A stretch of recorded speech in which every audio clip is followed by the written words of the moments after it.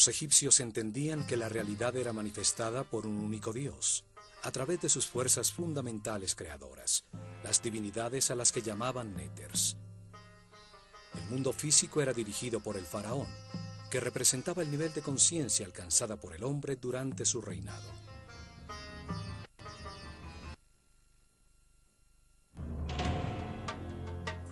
El faraón era la encarnación del Ka real, un mismo espíritu que evolucionaba reencarnando de faraón en faraón. Esto lo convertía en una divinidad intermedia entre el hombre y Dios, encargado de conservar y perfeccionar el orden en el mundo físico egipcio.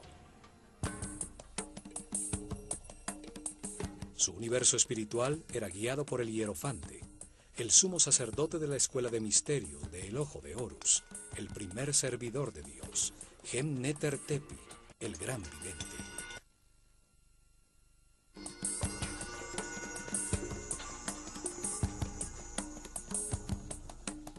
Su símbolo era una serpiente con 2 piernas y el disco solar en la cabeza, la imagen de la eternidad, la sabiduría y la regeneración física.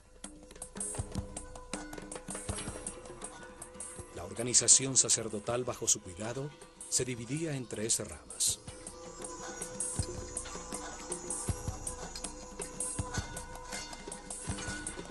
La primera se encargaba del conocimiento verificado.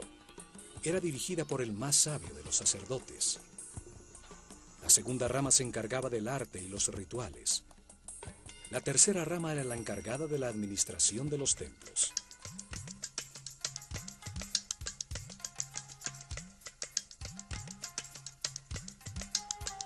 Los sacerdotes del conocimiento eran los pedagogos encargados de preparar los herederos de su casta. Ellos transmitían las verdades heredadas desde los orígenes de la escuela de misterios en la desaparecida civilización atlante. Verdades ya verificadas sobre el funcionamiento del universo. El conocimiento en el mundo egipcio era transmitido exclusivamente a los iniciados de la escuela, que demostraban con pruebas y actitudes ante la vida que podían recibir la sabiduría y no hacer mal uso de ella. La revelación es el verbo. Eran llamados Hri Habet, o sacerdotes del conocimiento. Ellos enseñaban el lenguaje simbólico, la escritura, las matemáticas, la astronomía y el control de las fuerzas fundamentales. A esta rama pertenecían los Kabirim, los medidores del cielo, que registraban en todos los templos la bóveda celeste, fijando a través de las estrellas el momento exacto de los rituales diarios, de los festivales anuales, el cambio que anunciaba el final de una era y el comienzo de otra.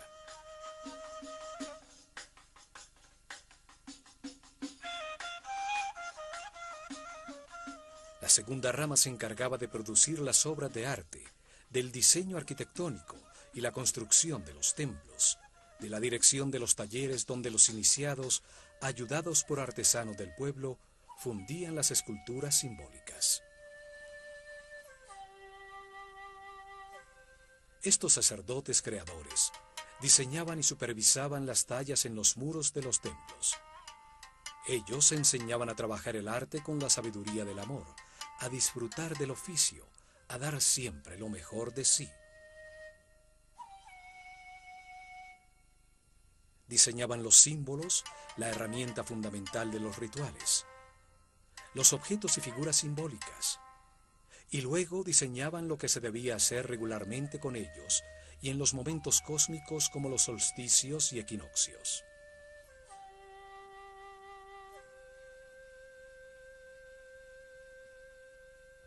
Diseñaban los rituales, lo que debía percibirse a través de las sensaciones en un recorrido espacial sin intervención de la razón. Las acciones necesarias para producir seguridad en el pueblo y generar una energía especial en los participantes. El ritual inducía a los sacerdotes de la escuela de misterios del Ojo de Horus de autoridad ante el pueblo, utilizando el control de lo intuitivo, de lo que percibía un ser humano sin importar su preparación o su nivel de conciencia. Diseñaron cuidadosamente qué percibían los participantes. Los sonidos, las palabras, los olores asociados como el incienso, sus cabezas rapadas y sus blancos vestidos que denotaban limpieza, los collares de flores y las barcas doradas en las que cargaban los símbolos de su relación con Dios.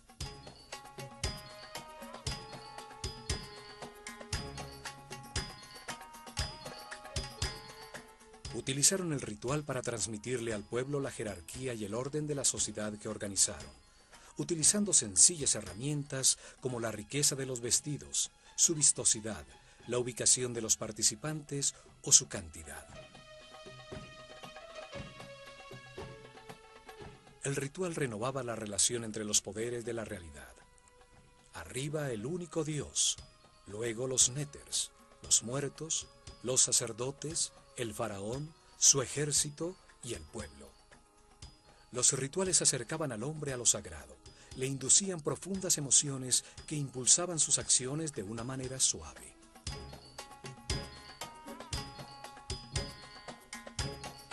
La tercera rama administraba el día a día en todos los templos. Organizaban los cultivos, el recibo de los suministros, la preparación de las comidas, la limpieza de todos los recintos en una sociedad comunitaria. Utilizaban en su base un grupo de sacerdotes temporales llamados los Wab, los puros, hombres del pueblo que durante un mes al año servían en los templos, haciendo las labores diarias menores para luego retornar a sus actividades habituales.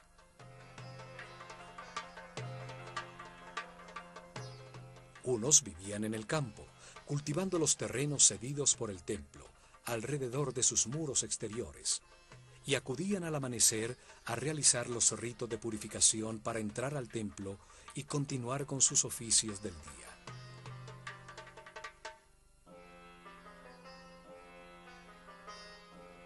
Otros vivían en el pueblo alrededor del templo y trabajaban el resto de su tiempo en la administración estatal.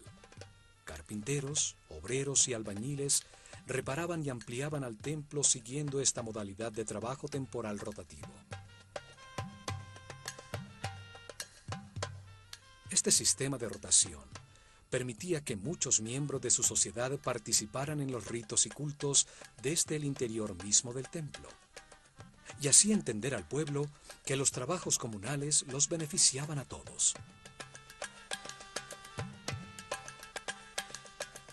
Las tres ramas convergían en los templos, los sitios donde se organizaba el orden, el Ma'at, la búsqueda del equilibrio armónico temporal. Allí el hombre se sumerge en el espacio sagrado orientado al cosmos, registrando su permanente movimiento.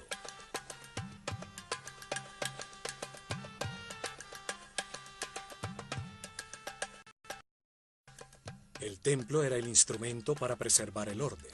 No era un mundo creado para la salvación del alma. El espíritu se perfeccionaba, adquiría más información a través de la reencarnación al comprender los errores cometidos. El error era un instrumento de aprendizaje, no se necesitaba salvarse de él.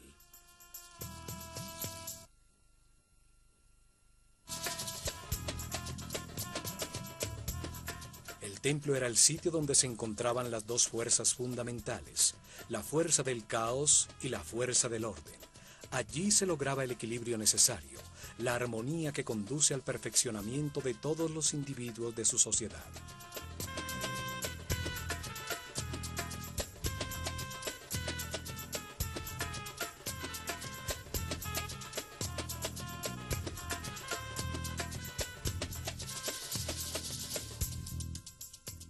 Este concepto es claramente expresado en el templo de Komombo, dedicado simultáneamente a Sobek, la fuerza del caos, la que induce al error, y a Horus, el símbolo de la conciencia permanente y la sabiduría.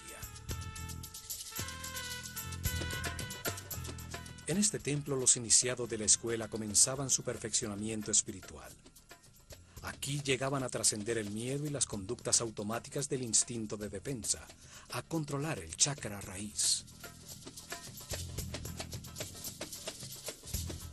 En este templo les enseñaban la existencia de la ley de la naturaleza, unos códigos divinos que producen una reacción automática para defender la vida, necesarios cuando se está en la animalidad, pero que hay que controlar para acceder a los niveles superiores de comprensión. No se puede ser sabio teniendo una serie de conductas automáticas o reacciones agresivas descontroladas que le hacen daño a las relaciones que mantenemos con todo el mundo.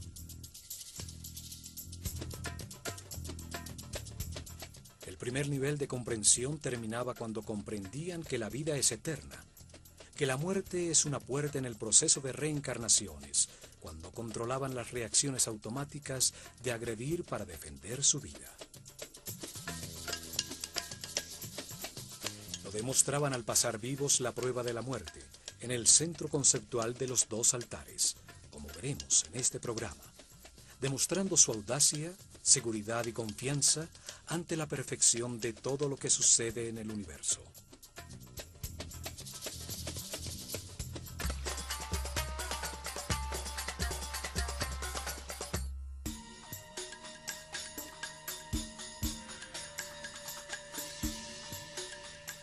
El templo de Komombo estaba dedicado a dar gracias por la dualidad existente en el universo que permite al hombre equivocarse y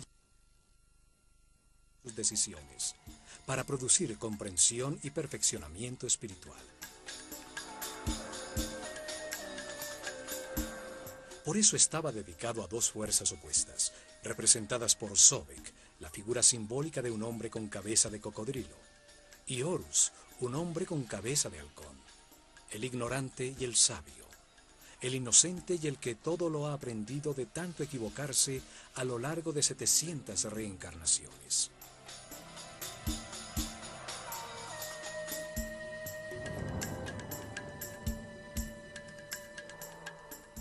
Situado sobre el Nilo a 48 kilómetros al sur del templo de Edfu, muy cerca a los 25 grados de latitud norte y a los 34 grados de longitud este, se encuentran las ruinas del templo tolemaico de Komombo, llamado antiguamente Pa-Sobek, el dominio de Sobek, la fuerza simbólica representada por un cocodrilo. En este sitio no existe un gran complejo como en Edfu o en Dendera. El templo estaba protegido por altísimos muros y la población estaba alrededor de un fuerte del ejército imperial donde se entrenaban para la guerra a sus elefantes africanos.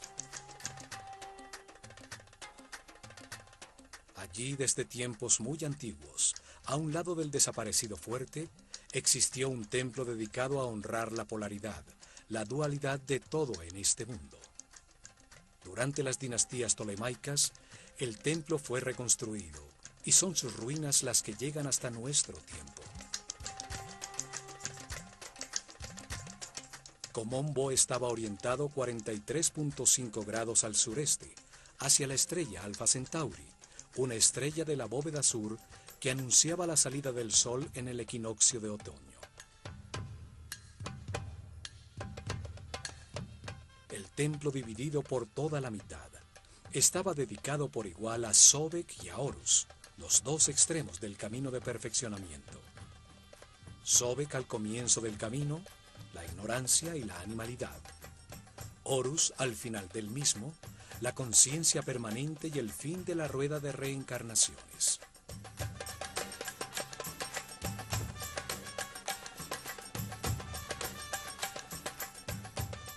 Al frente, un patio descubierto, conformado por las ruinas de las 16 columnas de un sombreado corredor cubierto.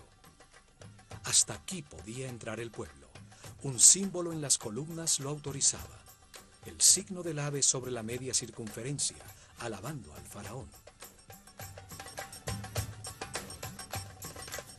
Al fondo se ve una de las torres que aún permanece del muro exterior. Tallados en sus muros vemos las dos figuras simbólicas enfrentadas y al faraón Ptolomeo V, el que ordenó la reconstrucción del templo.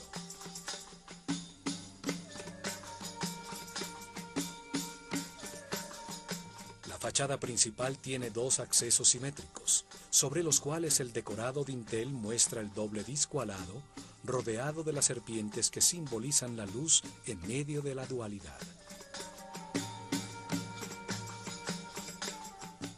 Un muro a media altura, como el existente en Edfu y en Dendera, enlaza a 4 altísimas columnas.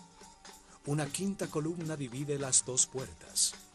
El pílono cerraba el patio descubierto, permitiendo a sus visitantes vislumbrar la fachada interna desde las 2 puertas simétricas.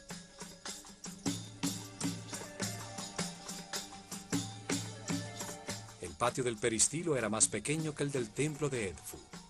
En la sombra de sus desaparecidos corredores se refugiaban del sol los iniciados de la Escuela de Misterios.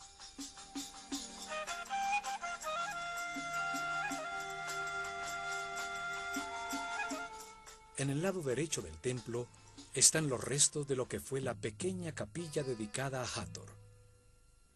En su interior se conservan los restos momificados de algunos de los cocodrilos que eran mantenidos también en un laberinto de túneles llenos de agua bajo el templo.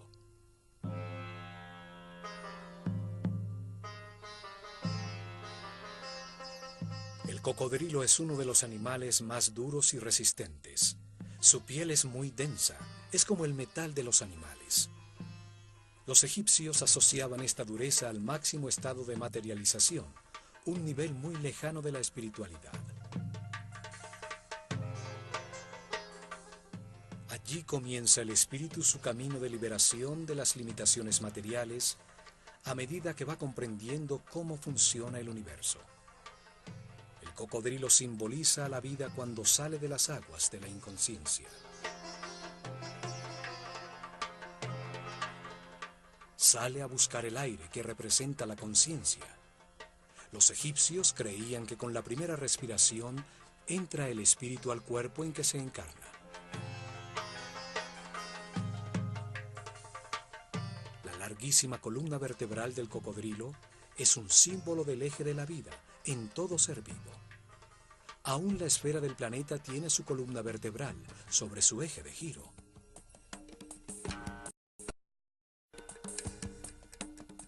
Por allí se desplazan las fuerzas electromagnéticas que le dan vida y que forman un campo protector de las radiaciones solares ultravioletas alrededor del planeta, permitiendo el desarrollo de la vida y la evolución de la conciencia. Sobek, el cocodrilo, y Tuaret, la hipopótama, representaban en sus mapas celestiales a las estrellas circumpolares que, situadas sobre el eje de giro del planeta, brillan fijas por miles de noches sobre los polos.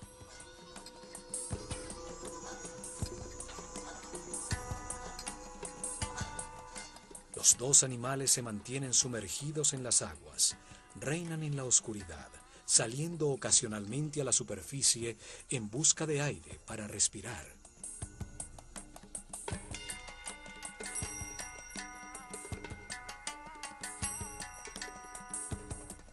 Las aguas representaban al caos, que luego renueva la vida. Las aguas del Nilo, la columna vertebral de Egipto, al desbordarse periódicamente, arrasa con todo, para luego producir el crecimiento de la vegetación y de la fauna. El caos desordena las partes, permitiendo que luego se organicen por las armonías o afinidades entre ellas que las une temporalmente. Desorden, caos, orden, armonía, ritmos que se alternan.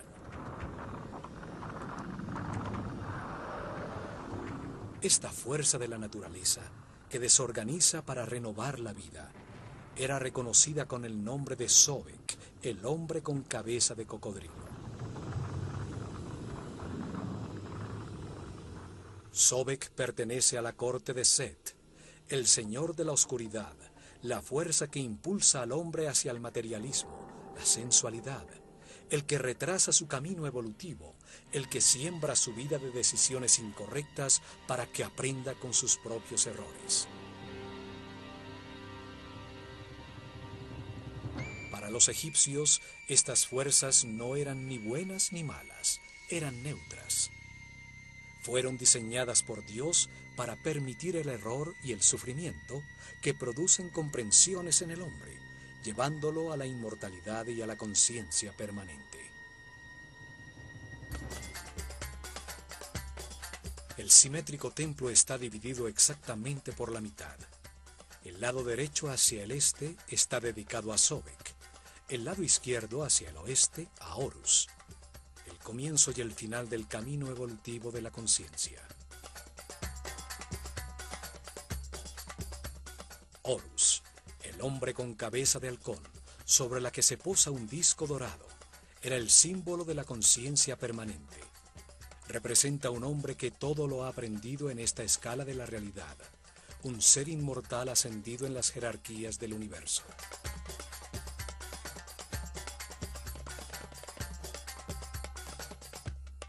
Se encuentra al final del camino de perfeccionamiento, cuando el hombre se convierte en un maestro ascendido, un iluminado que se dedicará a otras misiones en el universo.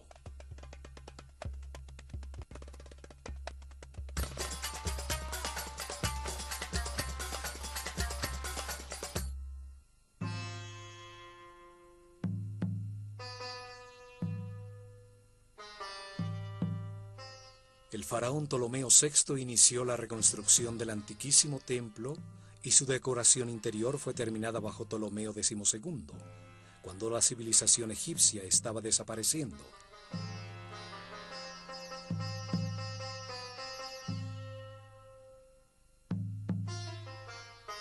Al cruzar la fachada de las 5 columnas con sus muros intercalados hasta media altura, se accede al salón común a Sobek y a Horus, el llamado Casa de la Vida.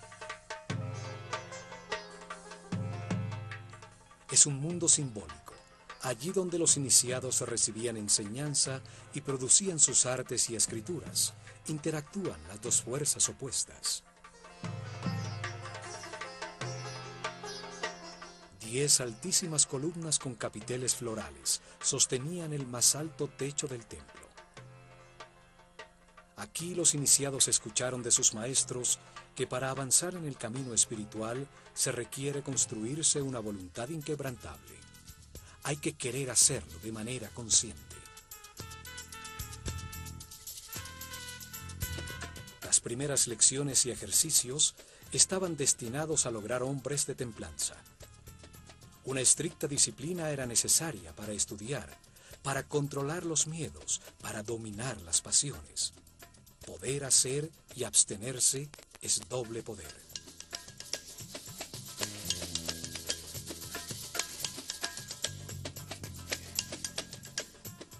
Un compromiso más allá de la muerte era establecido para mantener una discreción total, un silencio absoluto sobre las verdades reveladas. El principio hermético que garantizaba el acceso a la información solo a los merecedores de ella, a los que les correspondía escucharla.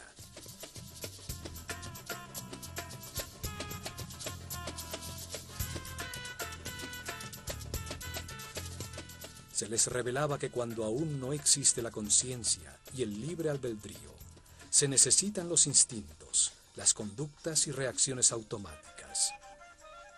La ley de la naturaleza codifica esas reacciones en todos los animales para defender y generar la vida.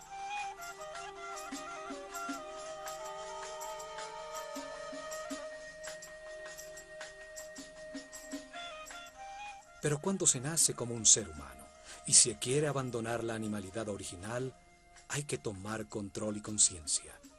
Ceder a las fuerzas de la naturaleza es seguir la corriente colectiva. Solo se obtiene el conocimiento y se evoluciona individualmente.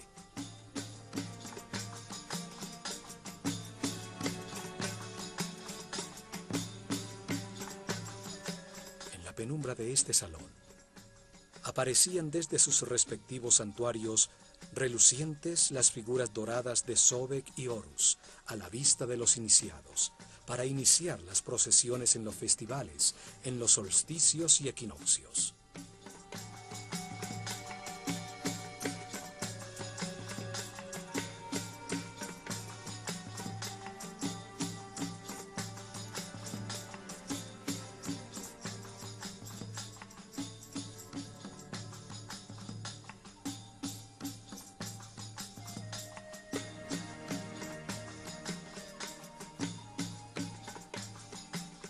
La decoración de sus muros es ceremonial. faraón es bendecido por Sekhmet y Horus del lado derecho, y por Isis y Tod del lado izquierdo.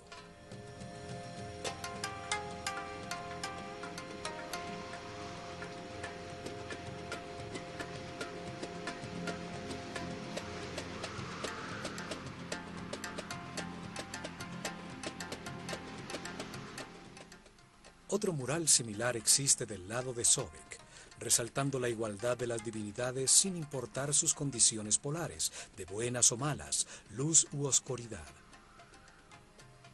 Las fuerzas opuestas existen para moldear la conciencia del hombre, para que aprenda con el resultado de sus propias decisiones.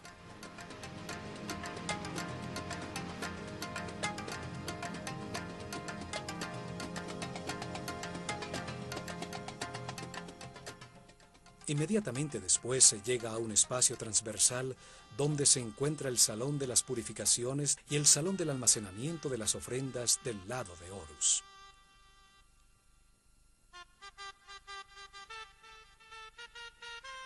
Antes de la salida del sol, los sacerdotes se bañaban en las aguas del pozo o del lago sagrado del templo, recibían el humo del incienso y mascaban natrón, una especie de sal, en un ritual diario de purificación.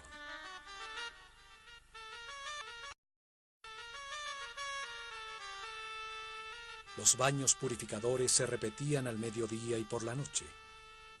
Todos estaban circuncidados, una costumbre que luego adoptaron los judíos. Vestían siempre de lino blanco. No se les permitía usar vestidos que utilizaran pieles o partes de animales muertos como el cuero o la lana. La excepción era la piel de leopardo, que utilizaban los altos sacerdotes, los zen, sobre los hombros, y el pelo trenzado a un lado de la cabeza como una marca de su condición.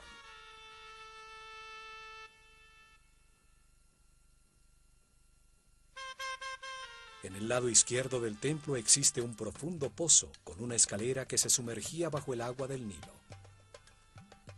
Allí, en este pozo, los sacerdotes realizaban sus purificaciones matinales.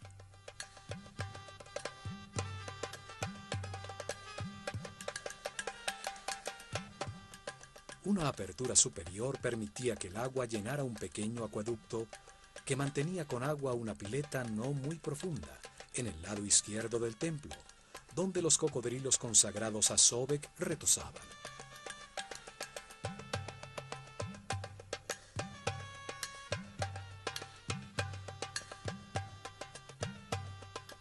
El pozo del agua servía también como nilómetro.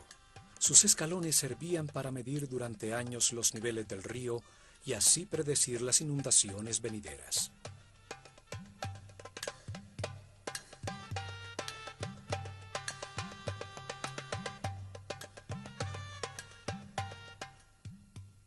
En los muros de Komombo quedaron los registros de los festivales anuales que se realizaban en todos los templos de Egipto. Las procesiones rituales que llevaban las figuras simbólicas por el río de un templo al otro, mientras el pueblo con collares de flores cantaba y bailaba.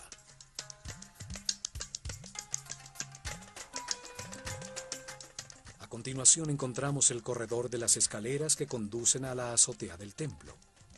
El esquema es igual al de los templos de Dendera y Edfu. Una escalera caracol a un lado y la recta escalera dentro del muro en el otro.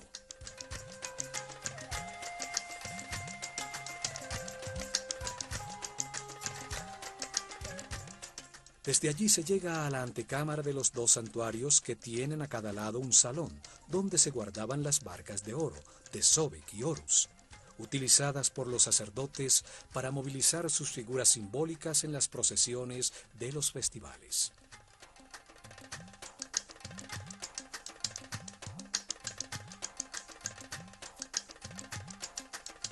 Aquí existe un bajo relieve mural donde aparece Ptolomeo con su esposa Cleopatra en la presencia de Horus y Sobek.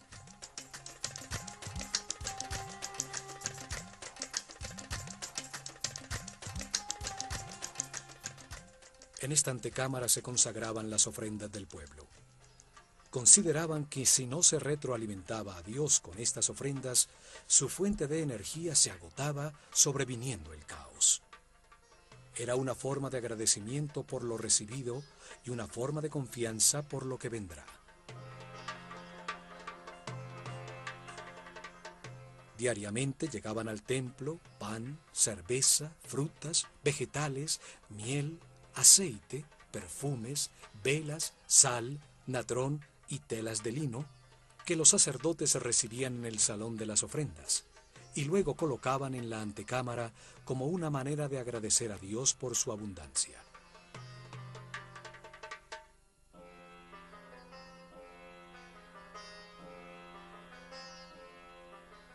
El pueblo acudía con una parte de la producción de las tierras que explotaban, propiedad del templo, y el templo entregaba a cambio estabilidad, prosperidad, salud, gozo, vida y orden.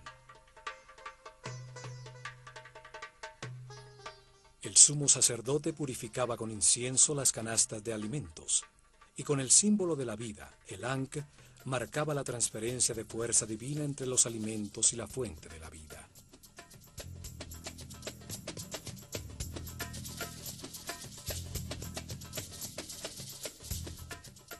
Una vez consagradas las canastas con los alimentos, eran llevadas al exterior de la casa de la vida, al patio de los peristilos, donde se distribuía entre todos los habitantes del complejo religioso.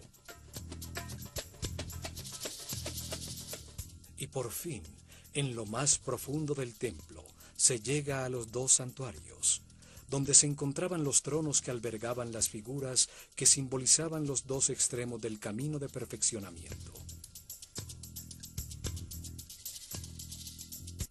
Los rayos del sol daban la oscuridad, permitiendo al sumo sacerdote del misticismo abrir las puertas del santuario y prender incienso en su interior.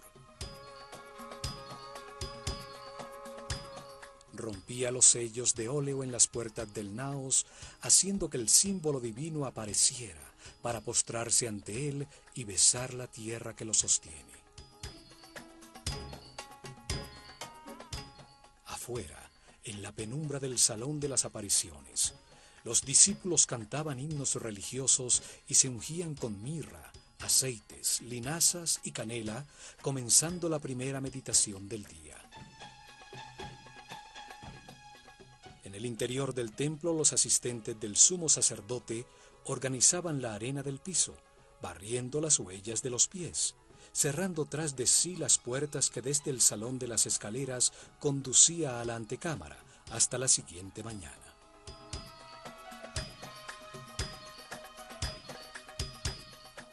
En el centro simbólico de las fuerzas opuestas, entre los dos santuarios, se encuentran los restos de un muro doble. En su interior quedaba un espacio secreto. Al lado derecho de este espacio se encontraba el santuario de la luz, y al lado izquierdo el de la oscuridad.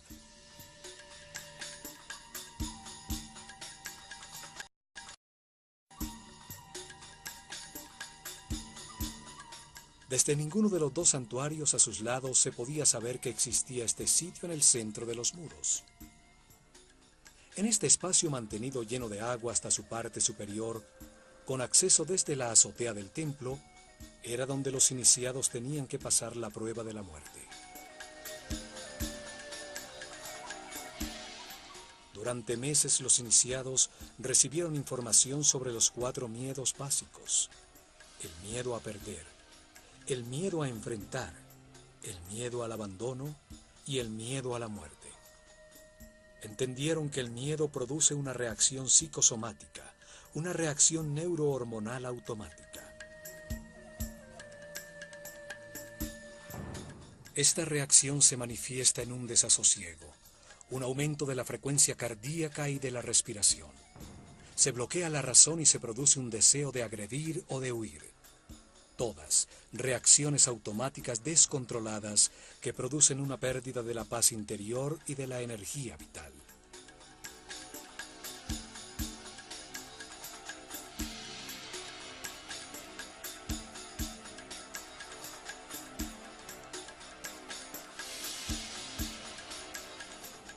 Comprendieron que el miedo es producto de una mente que se sale del tiempo presente y se va al futuro, a un tiempo que no existe, para producir un suceso imaginario en el que se pierde algo o alguien o hay que enfrentar algo.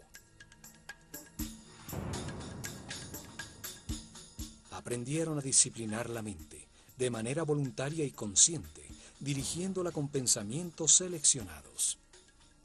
Aprendieron a conservarla siempre en el tiempo presente, el único en el que se puede decidir y actuar.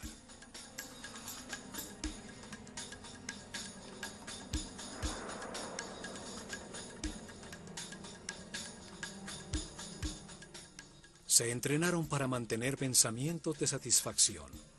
Comprendieron que todo lo que sucede es perfecto y necesario para su propia evolución, que si les sucede es porque les corresponde. Así aprendieron a evitar los pensamientos negativos, a confiar en el universo, a mantenerse en paz y armonía.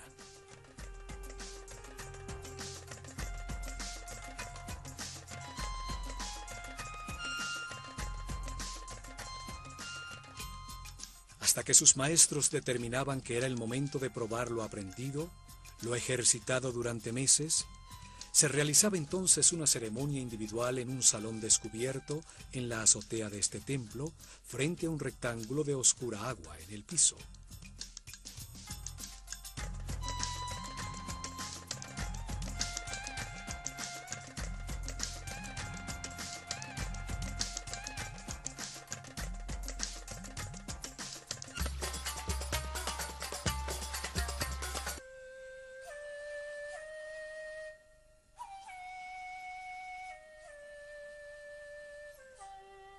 Al comenzar el día, después del baño de purificación, el discípulo y su maestro ascendían por la recta escalera hasta la azotea, llegando al descubierto salón de las ceremonias frente a un rectángulo de agua en el piso.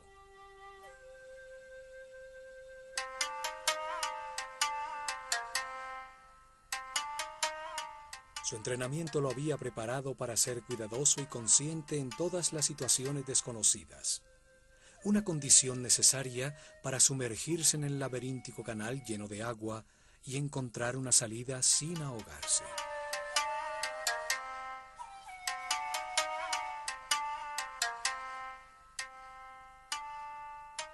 Había llegado la hora de demostrar su compromiso temerario, para llegar o morir. La duda ya no existía. Retroceder sería precipitarse en el abismo y abandonar el camino del sacerdocio.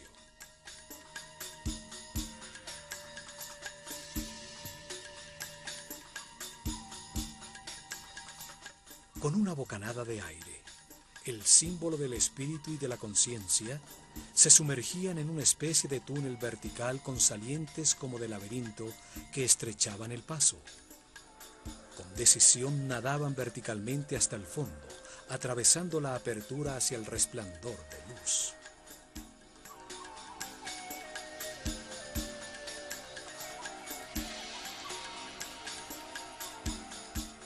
Se encontraban en un estrecho tanque, donde se veía la silueta recortada contra la luz del sol de un enorme cocodrilo.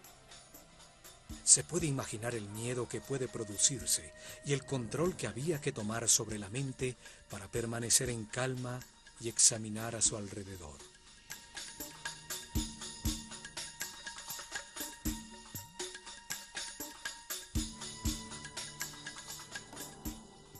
Solo así podía ver que en el fondo del tanque había una puerta muy oscura. Convencido que era más prudente eludir los cocodrilos, con fuerza se introduciría en el estrecho túnel. Muchas brazadas, y mientras llegaría a un tubo vertical. Arriba brillaba también el sol. Ya más tranquilo, llegaba a la superficie habiendo pasado la prueba con éxito.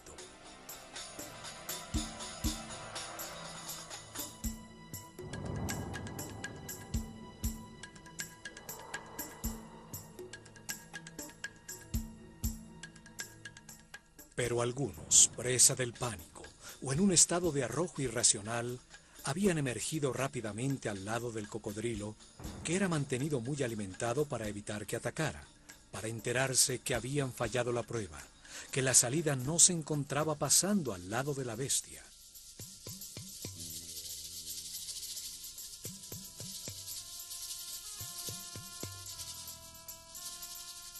Deberían someterse a más tiempo de meditación y entrenamiento, ejercicios respiratorios para volver a enfrentarse a esta ceremonia, esta vez sabiendo que en el otro lado habría un cocodrilo esperándolo.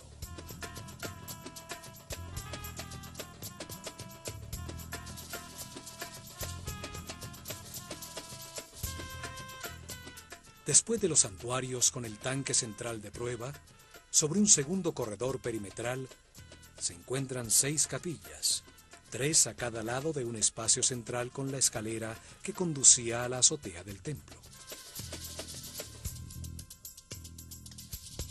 En sus muros se encuentran bellísimas tallas de las divinidades y el faraón, que siempre representa a toda la humanidad.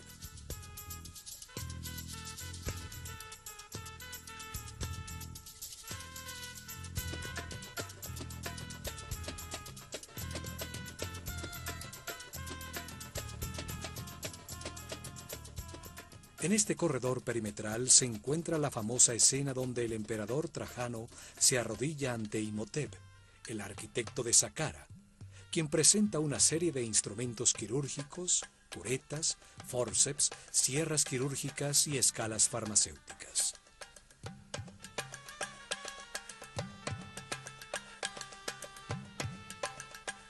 Hasta aquí acudían los enfermos en busca de ayuda y tratamiento para sus males. Muchas de las figuras talladas presentan una muestra de su fervor, pues el roce de miles de manos sobre sus formas sagradas gastaron la roca.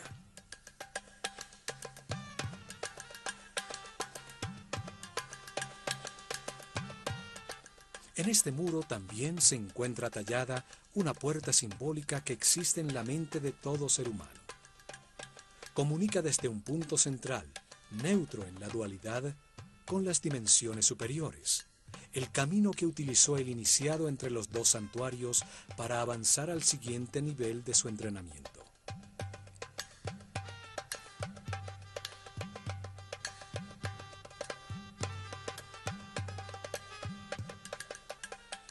Al lado izquierdo se encuentra Sobek, con una vara rematada por la figura de un león, el más perfecto de los animales, y a la derecha, Horus, con un cuchillo con piernas humanas, símbolo del camino de sufrimiento y autocontrol de todo ser humano para llegar a la condición de maestro ascendido.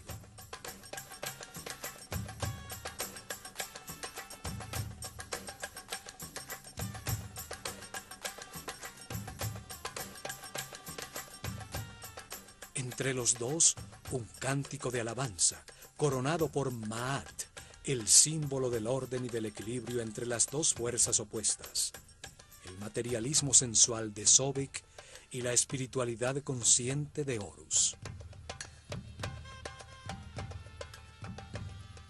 Maat, el orden, sostiene el cielo, y a su alrededor se encuentran las figuras repetidas sobre sí mismas que simbolizan el movimiento de los 4 vientos, el león, el halcón, el toro y la serpiente de muchas cabezas, las fuerzas del destino al que está sometido todo hombre.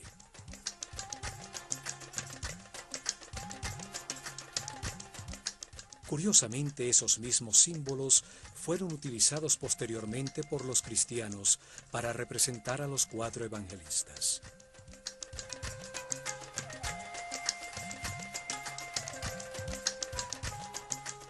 El diseño simbólico de este templo, dividido simétricamente entre la luz y la oscuridad, donde los iniciados demostraban el control de su miedo a la muerte al atravesar por un punto centro, neutro, en medio de la polaridad, deja muchas enseñanzas.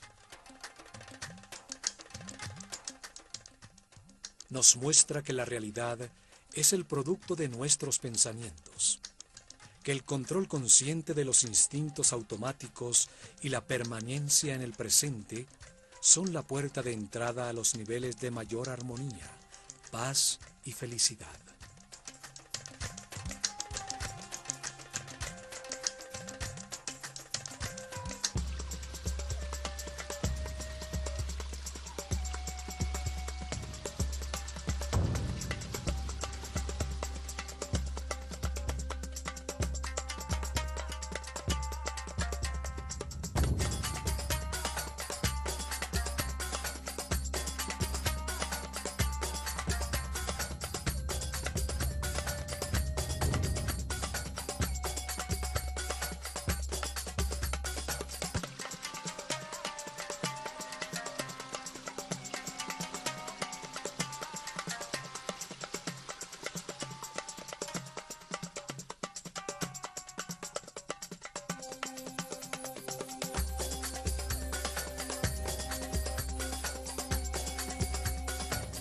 Para producir seguridad en el pueblo y generar una energía especial en los participantes.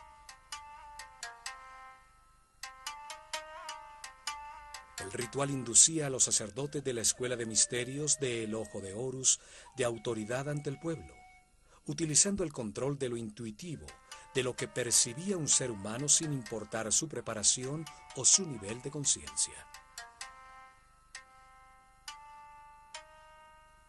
Diseñaron cuidadosamente qué percibían los participantes, los sonidos, las palabras, los olores asociados como el incienso, sus cabezas rapadas y sus blancos vestidos que denotaban limpieza, los collares de flores y las barcas doradas en las que cargaban los símbolos de su relación con Dios.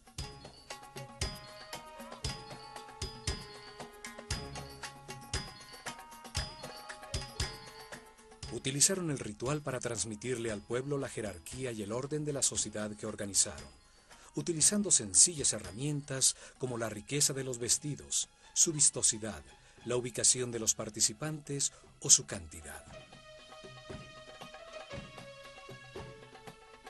El ritual renovaba la relación entre los pobladores.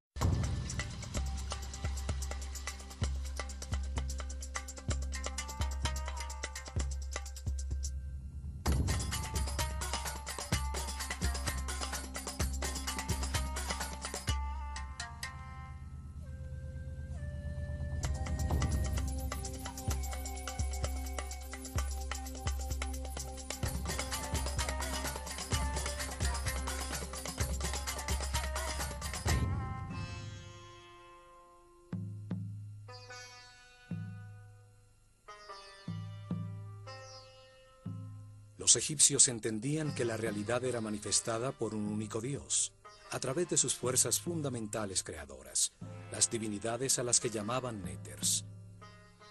El mundo físico era dirigido por el faraón, que representaba el nivel de conciencia alcanzada por el hombre durante su reinado.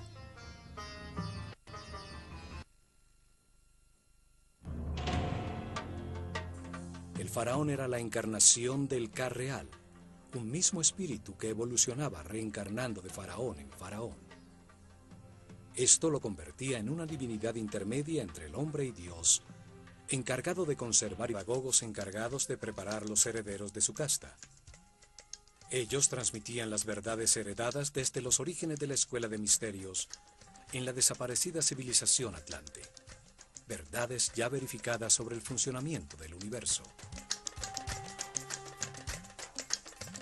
El conocimiento en el mundo egipcio era transmitido exclusivamente a los iniciados de la escuela, que demostraban con pruebas y actitudes ante la vida que podían recibir la sabiduría y no hacer mal uso de ella. La revelación es el verbo. Eran llamados Hri Habet, o sacerdotes del conocimiento. Ellos enseñaban el lenguaje simbólico, la escritura, las matemáticas, la astronomía y el control de las fuerzas fundamentales. A esta rama pertenecían los Kabirim, los medidores del cielo, que registraban en todos los templos la bóveda celeste, fijando a través de las estrellas el momento exacto de los rituales diarios, de los festivales anuales, el cambio que anunciaba el final de una era y el comienzo de otra. perfeccionar el orden en el mundo físico egipcio.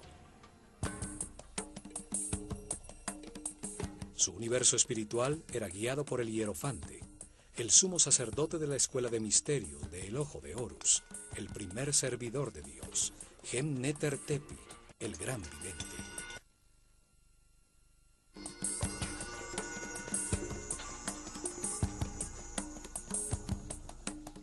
Su símbolo era una serpiente con 2 piernas y el disco solar en la cabeza, la imagen de la eternidad, la sabiduría y la regeneración física. La organización sacerdotal bajo su cuidado se dividía en 3 ramas.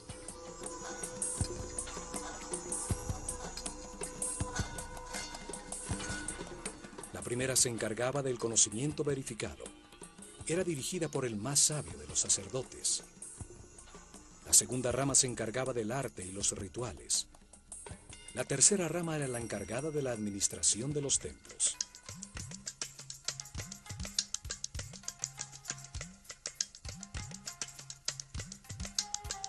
Los sacerdotes del conocimiento eran los pedagogos. La segunda rama se encargaba de producir las obras de arte, del diseño arquitectónico y la construcción de los templos, de la dirección de los talleres donde los iniciados, ayudados por artesanos del pueblo, fundían las esculturas simbólicas. Estos sacerdotes creadores diseñaban y supervisaban las tallas en los muros de los templos.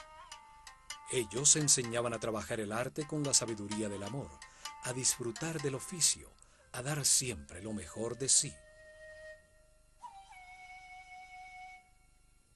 Diseñaban los símbolos, la herramienta fundamental de los rituales, los objetos y figuras simbólicas, y luego diseñaban lo que se debía hacer regularmente con ellos y en los momentos cósmicos como los solsticios y equinoccios.